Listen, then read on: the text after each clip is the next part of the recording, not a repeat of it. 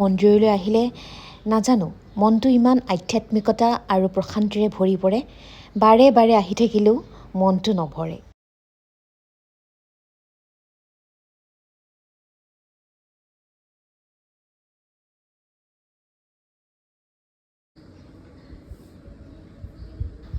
বাবাক পূজা অৰ্চনা কৰি শ্ৰীচৰণত সেৱা জনাই সকলোৰে মংগলৰ বাবে প্ৰাৰ্থনা কৰিলোঁ।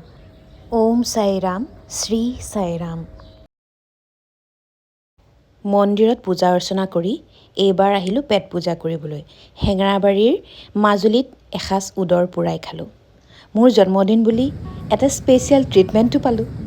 তৃপ্তিৰে এসাঁজ খাই বৈ এইবাৰ জুডিঅ'ত সোমালোঁ। জন্মদিন বুলি হেনো মোক এযোৰ কাপোৰ গিফ্ট দিয়ে, গতিকে সুযোগটোনো কোনে এৰে। জুডিঅ'ত সোমায়েই এফালৰ পৰা কাপোৰ চাবলৈ ধৰিলোঁ। প্ৰত্যেকযোৰ কাপোৰেই বৰ বেছি ধুনীয়া। প্ৰত্যেকযোৰ কাপোৰেই কিনো কিনো লাগে। শেষত এটা ড্ৰেছ কিনি ল'লোঁ।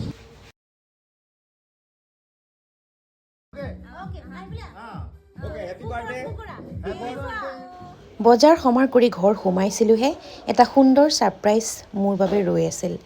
প্ৰাগৰ প্ৰাক্তন সতীৰ্থসকলে মোৰ বাবে এটা কেক আনিলে। সন্ধিয়াৰ সময়খিনি খুব সুন্দৰকৈ তেওঁলোকৰ লগত পাৰ কৰিলোঁ। তেওঁলোকৰ উপস্থিতিয়ে সন্ধিয়াৰ সময়খিনি জীপাল কৰি তুলিলে।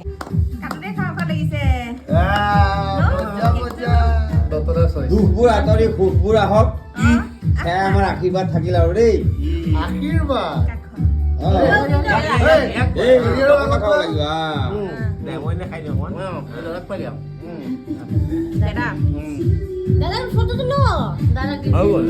জন্মদিনৰ কেক কাটিবলৈ আচলতে মোৰ লাজ লাগে।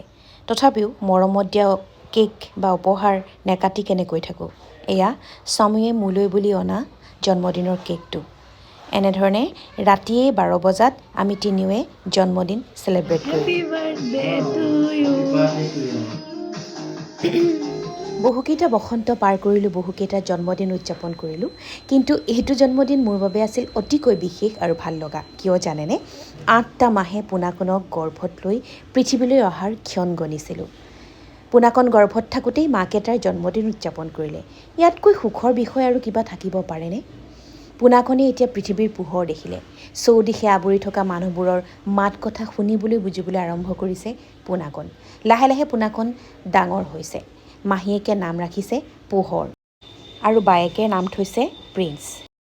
আপোনালোকে পোহৰক আশীৰ্বাদ কৰিব দেই, যাতে এজন ভাল আৰু সৎ ব্যক্তি হিচাপে নিজকে গঢ়ি তুলিব পাৰে। আশা কৰিছোঁ আপোনালোকে এই ভিডিঅ'টি ভাল পালে। তো আজিলৈ ইমানেই। Bye bye friends and take care.